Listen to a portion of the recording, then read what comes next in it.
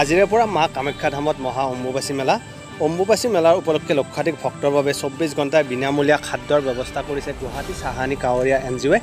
বিগত বছৰৰ দৰে এইবাৰো মা কামাখ্যা ধামত অনুষ্ঠিত হোৱা অম্বুবাচী মেলাৰ বিশাল অমৃত ভাণ্ডাৰৰ আয়োজন কৰা হৈছে। কামাখ্যা গেটৰ সমীপৰ কেশৱ ধাম আশ্ৰমত চাহানী কাৱৰীয়া NGOয়ে এই অমৃত ভাণ্ডাৰৰ আয়োজন কৰিছে।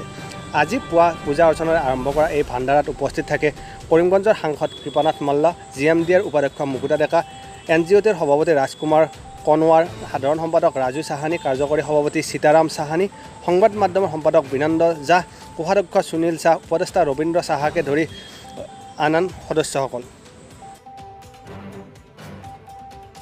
আৰ্কিটেক্ট সন্তোষ বাংকা আৰু ঋতু বাংকা লয় আৰু ভাণ্ডাৰাটো এতিয়া মুকলি হৈছে।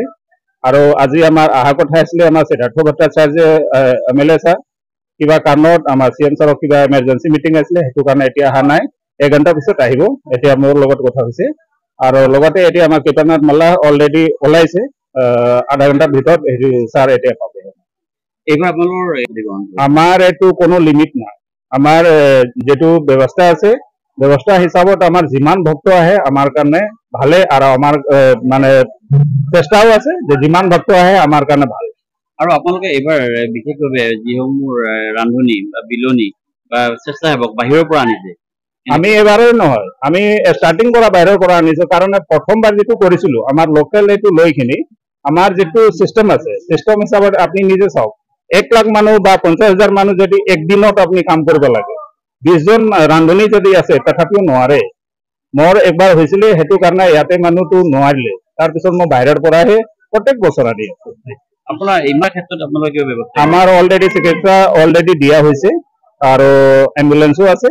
কাৰণ আমি ষ্টাৰ্টিঙে পৰা কৈ আছো কি আমাৰ ইয়াতে চিকিৎসা পদক্ষ আছে আৰু লগতে আমাৰ এম্বুলেন্স থাকিব। কাৰণ বহুতখিনি মানুহ আহে, বহুত বাহিৰৰ ৰাজ্যৰ পৰা আহে, কিবা কিবি হৈ যায়, সেইটো কাৰণে আমি চিকিৎসা ব্যৱস্থাটো লৈছো। তাৰমানে 24 ঘণ্টা সেৱা লাভ কৰিব, নন ষ্টপ 24 ঘণ্টা নিঃশুল্ক সেৱা শিবিৰ আমাৰ লিখাই আছে, যেটো আমাৰ পিছৰ যোৱা 12 বছৰ যেটো যেনেকে চিষ্টেম কৰিছো সেইটো চিষ্টেম আমি যায়। এই অনুষ্ঠানত আপুনি ওপেনিং চেৰেমনিত আহিছে, আপোনাৰ অনুভৱটো কেনেকুৱা? মানে মই 2012 চনৰ পৰাই এই চাহানী কাৱাৰীয়া বেচৰকাৰী স্বেচ্ছাসেৱী সংগঠনৰ উদ্যোগত মা কামাখ্যা যি অম্বুবাচী মেলা ভক্তপ্ৰাণ ৰাইজৰ কাৰণে তেওঁলোকে সুন্দৰভাৱে মাৰ আশীৰ্বাদত যিমান আহে সকলোকে ধুনীয়া সুন্দৰ কৰি আহাৰ ব্যৱস্থা কৰিছে। সঁচাকৈ এটা উল্লেখনীয়। অকল অম্বুবাচী মেলা বুলিয়ে নহয়, চাহানী কাৱাৰীয়াই লকডাউনৰ সময়তো বিভিন্ন পৰিয়ালক তেওঁলোকে শুদ্ধ মনেৰে তেওঁলোকে খাদ্য বিতৰণ কৰিছে, এইটো আমি দেখিবলৈ পাইছিলো।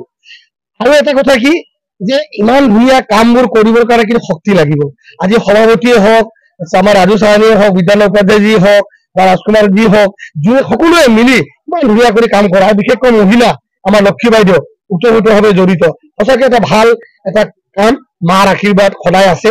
মই ভাবো আজিৰ পৰা শেষৰ দিনলৈকে সুন্দৰভাৱে কাৰ্যকৰ্তাসকলে কাম কৰিব, আৰু মই ভাবো যে মাৰ সদায় আশীৰ্বাদ আছে। চাহানীয়া কাৱাৰীয়া বেচৰকাৰী স্বেচ্ছাসেৱী সংগঠনৰ সভাপতি, কাৰ্যকৰ্তা সকলোৰে মাৰ আশীৰ্বাদ আছে।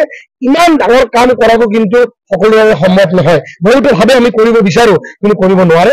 তাৰ কাৰণে মা কামাখ্যা, মাৰ আশীৰ্বাদ সদায় আছে। মই ভাবো মাৰ আশীৰ্বাদ সদায় থাকক, আৰু এনেকৈ সুন্দৰ সুন্দৰ ৰাইজৰ কাৰণে কাম কৰক। আৰু ৰাইজৰ কামত থাকিলে সদায় দেহ মন সুস্থ হৈ থাকে। ৰাইজ মানে হৈছে ভগৱান, আৰু ভগৱান মানে হৈছে ৰাইজ। ৰাইজক সেৱা কৰাটোৱে আমাৰ মাৰ আশীৰ্বাদ।